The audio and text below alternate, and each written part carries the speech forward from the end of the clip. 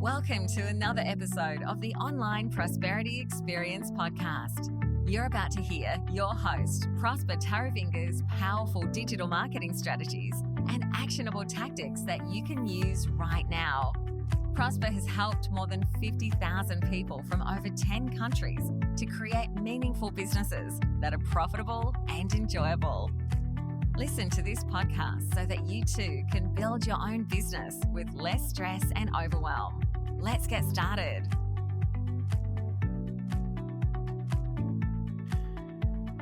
Sometimes clients don't want your help. Here's why you should let your clients make a mistake. Yep, you heard me right. I did mention that sometimes our clients do not need our help. I can understand as coaches and consultants, we always want to make sure that we are helping our clients make sense of the world around them. But sometimes just let your clients make the mistake. Some clients don't want your help. They might say they do. They might come to you for advice and listen to your good suggestions, listen to your podcasts, engage with you on social media or any other way that, they can relate to you, or they might just listen to your good suggestions on solving a problem they are always complaining about, and then they do nothing. All right? No matter how easy, fast, cheap, or effective the solutions that you promise or you propose to them might be, some people just can't be convinced to go for it. A lot of people are comfortable with their problems. They are so used to their misery, and they say it's better the devil they know after all.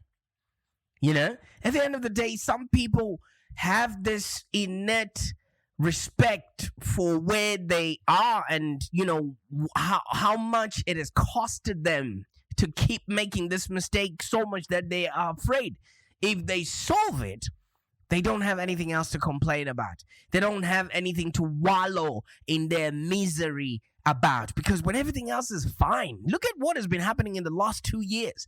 The first world has never experienced anything of this magnitude. That's why everything is now just very sensitive. That's why you can't even talk in public without confronting people that are already jaded just because of the media.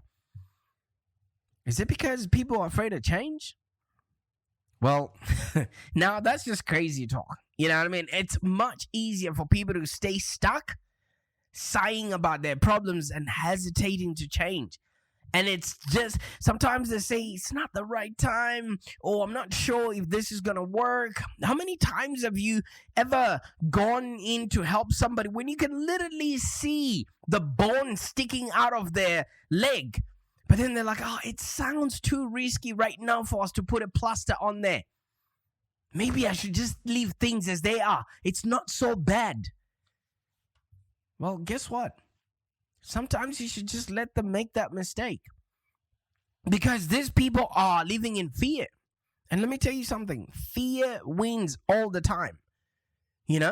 It's really easy to get frustrated with this kind of behavior. You can see the solution. You can see them making a mistake.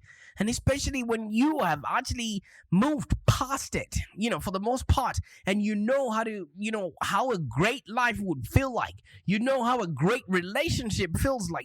How a profitable business, looks like. And yet your customers still go out there. They're moving around with all the baggage that they've been carrying on, from ever since they started their business, because it's now like a badge of honor. I've heard of many coaches or consultants that, complain about clients who won't move forward. There's digital marketers out there, even though it's painfully clear that their clients maybe need a new website because their website is ugly. They're running bad social media strategies out there. They're putting, stuff on LinkedIn that they shouldn't be, or they're writing terrible copy, or maybe they're using outdated methods, I can't even say this. No wonder these clients aren't getting any new business coming in, or they aren't happy with their lives. They're not losing that weight, or they are actually not connecting with their team members. As a coach or consultant, you likely recognize the frustration, that I'm talking about here. But sometimes, some coaches will come to me but I can help these clients. I'd be so much better for him. If you notice on LinkedIn or on some coaches groups, people complaining, "Oh my God, I could have helped you with this. I could have done this had you known." It's like talking to a wall. Why don't you just try this one thing? Why don't you just let them be? I can. A lot of clients get stuck in hesitation, inertia, just simply because it's something they need to learn, and nobody likes change. Something they need to understand. Nobody wants to learn something else. Or they feel stupid having to engage with maybe a relationship coach because they're supposed to have everything in order. They feel stupid to engage with a fitness coach because then, they're afraid their partner is going to feel jealous. There's so much that happens in people's lives, their egos and everything else. That's why you sometimes just let them be. You actually know and you feel it in your core and your bones that it's something they need to do. Otherwise, they're letting their life go to drain. Maybe their evolution is not there yet. And they're just not ready for you as yet. I want you to be willing to change this one thing. Be ready to change this one thing. Just give them space.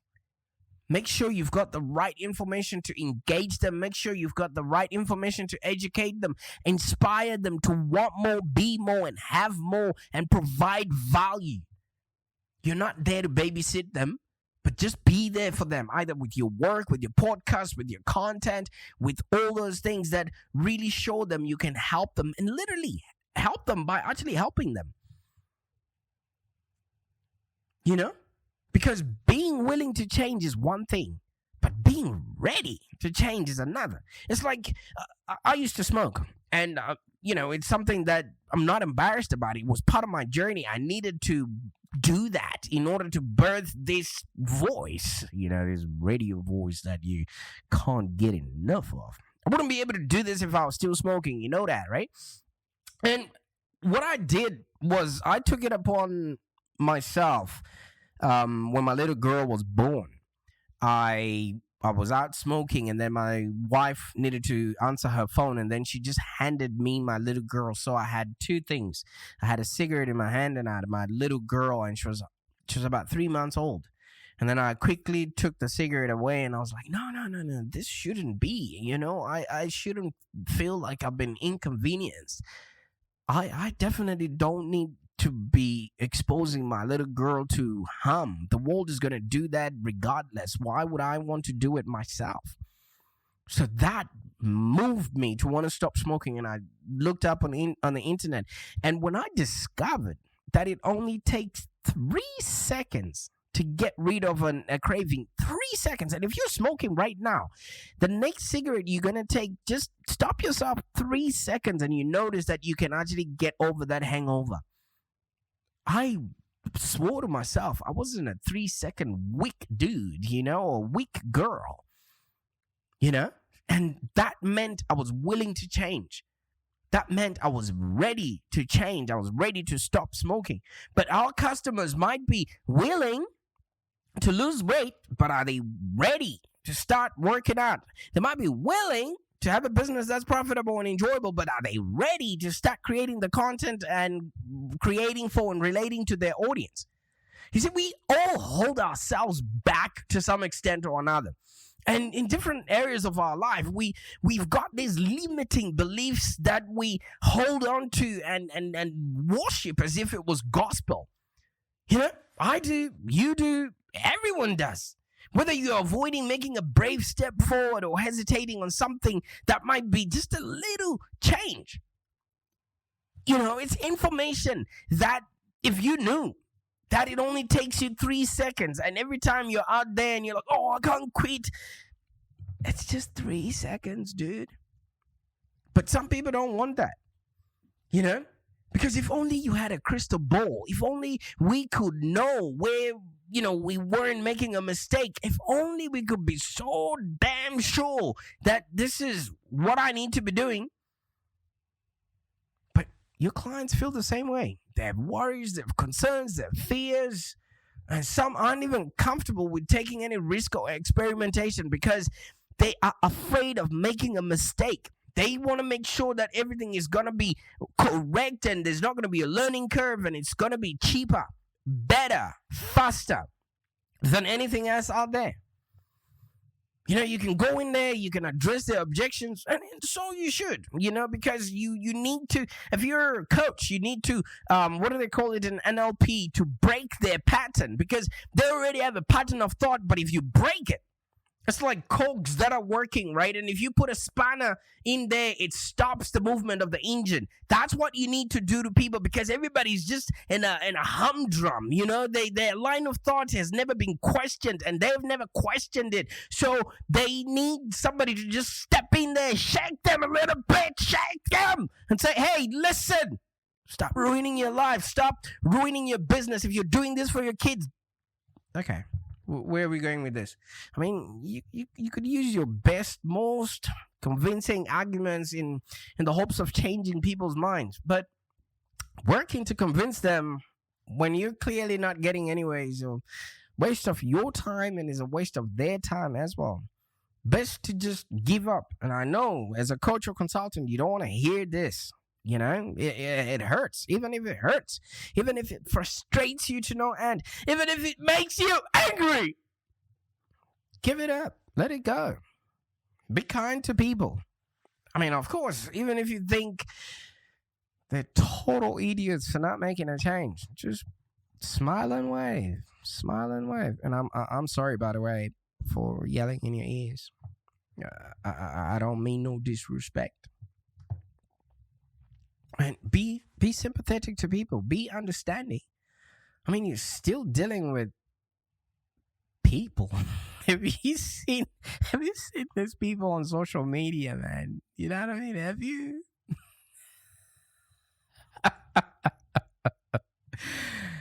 While they might not be ready to move forward, they still deserve your love, support, and respect. Okay? So you don't have to respect their fears, of course. I mean, fear never really deserves respect. Just show them, help them by actually helping them, But they might respect their fears because they don't have any more knowledge, to know what's best for them. Respect that they're struggling. Fear is obviously a fictional movie for you as a coach, but for them, fear is real. They have a lot to learn. So let them evolve. All right? All you can do is maybe nudge them along. I want you to listen to that again. Leave them to it. You're not the person who needs to be, pushing people along. Because many people need to learn some lessons the hard way. It's probably their evolution. You could help people and help them avoid that heartache, but they just won't listen, and it's okay. Or what you might be doing is helping a butterfly escape from its cocoon. It needs to struggle, and once it's struggled, then the wings become strong enough. So let your customers or your clients make a mistake.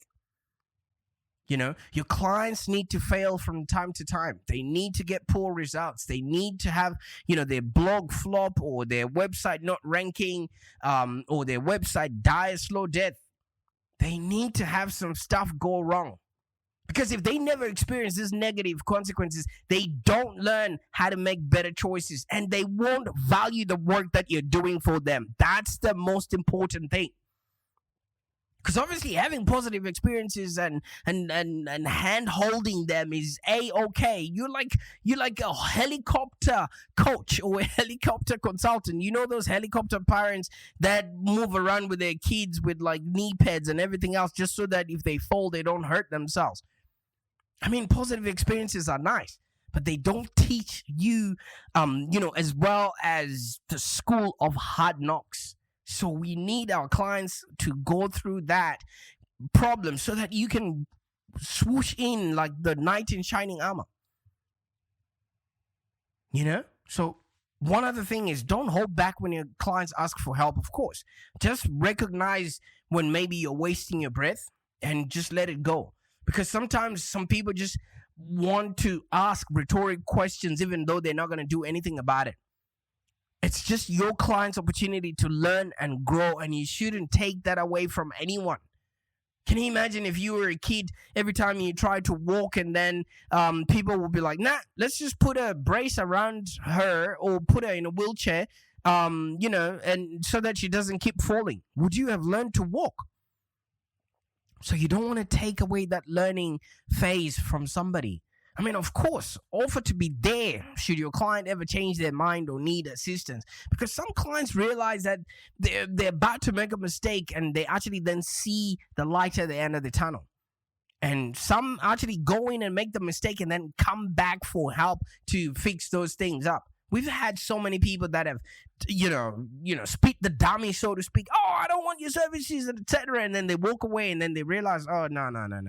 These guys were actually helping me. And then they come back. Do you know what I mean? They come back. And then you get to hear these lovely words. Hey, Prosper, you were right. I should have listened to you in the first place. That's when you now know you are an effective coach and consultant. Because when people come back because you've engaged them, you've educated them and provided them value without asking for anything back, you've positioned yourself as the go-to person, and they regret now not having listened to you in the first place. This time around, they've learned the lesson and now they're ready for whatever it is that you've got to offer them. Wouldn't you want your clients to be in that position instead of you having to chase them around, asking them, hey, did you open that email? Did you see that proposal? And it's like a dog chasing its own tail. Let me tell you something. If you truly want to help people change for the better, wait until they're ready to make that change. I mean, they'll come to you. Definitely, if you've given value to people, because half of the time when you give value to somebody else, the only logical thing that needs to happen is for them to reciprocate. And the only way they can do that is with their credit card. But unless you've just maybe gone in and, tried to sell them onto something and they realize that you're absolutely not giving value and you're not coming from a good place, then, well, I'm sorry about that. Let me tell you something. We get paid not for information, but for implementation. All right? So if you truly want to help people to change for the better, wait until they're ready to make that change. And like I said, they'll come to you. I mean, with a look, of maybe fear still in their eyes and determined to grow and do whatever it is that you're going to say. And they're going to be saying, yes, I want this. I need this. I have to do this. Help me. And you'll be like, oops, there you go. Would you like fries with that? It sounds so much better than, yeah, I know, but, So your time, your expertise, your experience are precious. They're worth sharing around with those that are ready to put them to good use. And those that aren't, well, let them be. Because you're not being cruel. They'll come to you and when they're good and ready to change. So you might be saying, hey, Prosper, I hear you. But you know what? I'm a coach. I need to be out there helping people. I need to be, dealing with this kind of things. Here are some situations where you could actually just shut your mouth. Because let me tell you something, we're all wired to talk, and especially as coaches and consultants. And often, people that have to dispense some sort of training or some sort of consulting or some sort of information or expertise, We can endlessly talk till the cows come home. And usually we're just talking about ourselves. Nobody wants to hear what it is that you are doing. People want to know how you can help them. So usually possessing this talking trait is beneficial because obviously you don't want to have awkward conversations with people. But as the life of a coach or a consultant revolves around meeting, connecting, engaging, educating, a little bit of hustle here and there, selling our concepts to maybe our customers, our partners, our employees, our vendors, you have to have this whole talking ability and the ability to connect people and opportunities. But babbling on about how amazing your processes are or how amazing you are as a person or boasting about your accomplishments doesn't always score the points. Like I said here, maybe 3 times, because you might not realize that you're talking too much when it comes to our clients. Let's say you're meeting with a potential new client. I think it was Yogi Berra, he once said, you can hear a lot just by listening. This piece of advice really needs to go to a lot of coaches and consultants, because maybe you haven't had anyone show up on your website, and as soon as they come in, you want to tell them everything. You want to tell them everything, your accolades, where you've been, who knows you, who you know, all of that stuff. Let me tell you something. You can hear a lot just by listening. Are you listening to this part? Listen. All right? A big mistake coaches and consultants often make is talking at their clients instead of listening to them. And then that's why maybe sometimes people don't take your advice or whatever it is that you're saying, because you did not listen to them in the first instance. So when you're meeting with a potential client, if you've got to get to the meeting, and then the chances are they already know enough about you to be interested. All right? So don't waste that important time trying to pitch them on what you can do. Instead, use that opportunity to actively engage in listening to what they need. Remember, they came to you. They need help, not the other way around. Because we're using our clients as therapists. Can you imagine? How do you then expect them to then follow our information when they can hear through your voice that you haven't got your shit together? Another instance where you need to maybe just shut your mouth is when you're dealing with an angry client.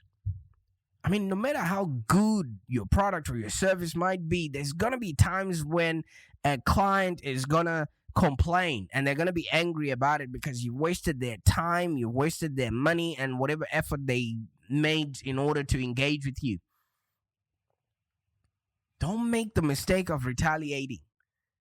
With the onset of social media and instant gratification, information travels fast, and nothing can be more damaging and scathing than somebody who writes a review or a tweet that is sent out in the heat of an argument, because whatever is set out on the internet stays in stone.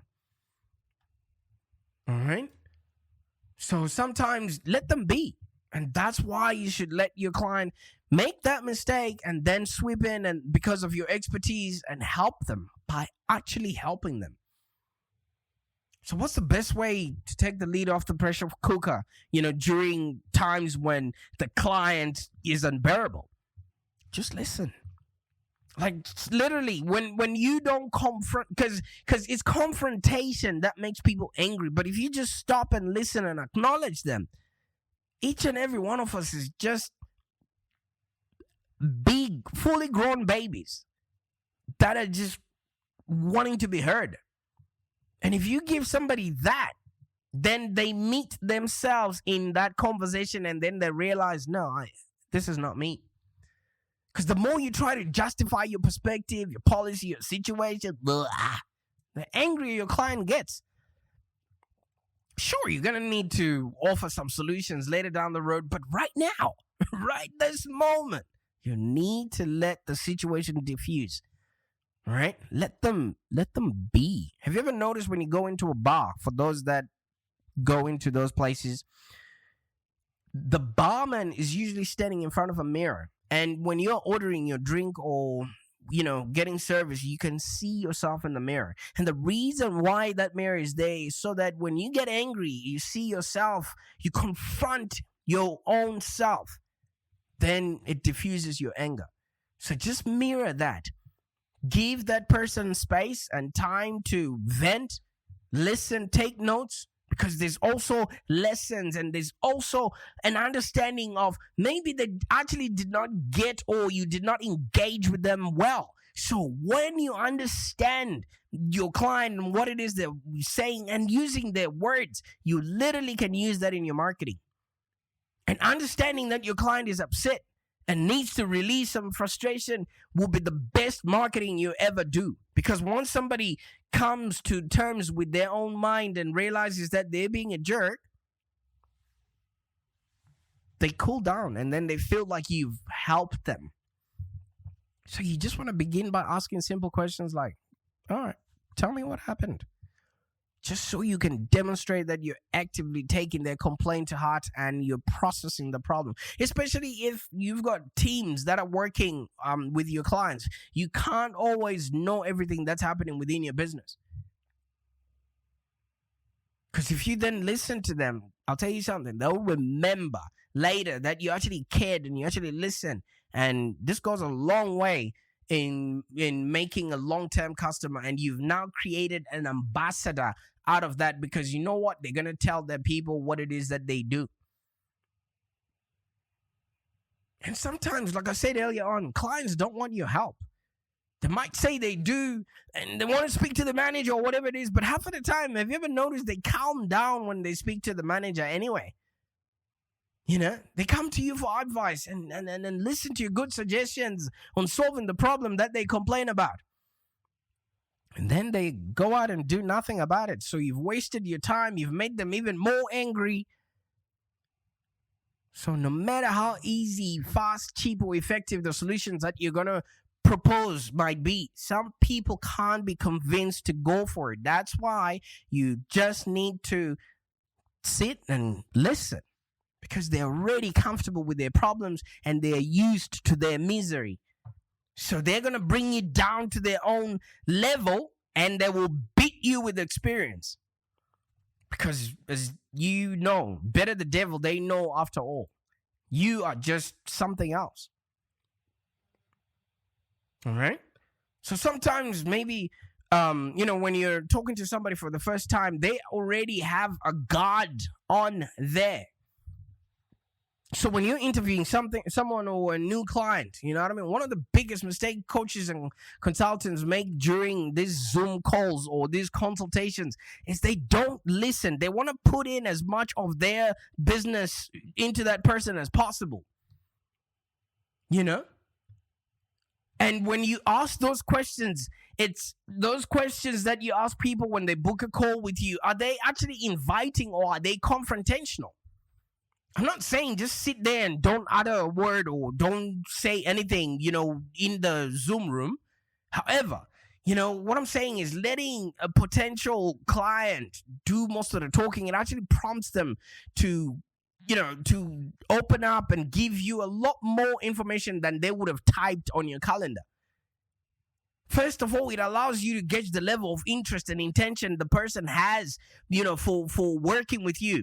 For me, I like to work with vendors and hire employees who take time to invest, themselves or make, informed decisions about how we work and the operations of our business and where we've been. That actually shows initiative and the proactive attitude that you want to foster. So, secondly, it also allows you to get a sense of them beyond the facade that they're trying to pull in, because everybody comes to a coach, but they always think they've got it together. What do they like as a person? How do they present themselves? Are they getting, are you getting any maybe gut reactions to them that make you uneasy or, make you inclined to want to help them? And finally, you want to have a look at the questions that they're actually asking you, because questions are indicative of the interest and also intellect the person has. I love listening to people's questions, some questions, you could ask yourself, these are questions they could have just asked through a Google search by themselves. So have you also, taken particular interest to your clients? Because maybe they're not rejecting you. They might just be rejecting what it is that you're telling them. Because fear wins all the time. It's really easy to get frustrated when people don't listen to you, especially when you already know the answer to what it is that they're looking for, and you already know what a great life looks like, but they're just wasting that opportunity. Like I said, your time, expertise, and experience are precious. They're worth sharing with those that are ready to put in, the work and put them to good use. Those who are not ready yet, let them be. That's where your content comes into play. You are not being cruel by telling somebody, maybe this is not the right time for us to engage as yet. They will come back to you because no one wants to be rejected. And when they're good and ready, that's when you have a business that's profitable and enjoyable. Bye for now.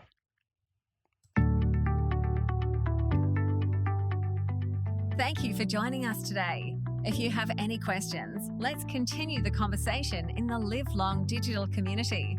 Become a Live Long Digital community member today. This community is for ambitious entrepreneurs and small business owners with the drive to take control of the future of their businesses and achieve huge success without stress and overwhelm. As you heard, Prosper can help you by teaching you marketing strategies that work. So look no further than the Live Long Digital community of entrepreneurs and highly successful business owners. Join our community today. Find us on www.community.livelongdigital.com.au. Network with other driven entrepreneurs and find the expert guidance you need to take your business to the next level. www.community.livelongdigital.com.au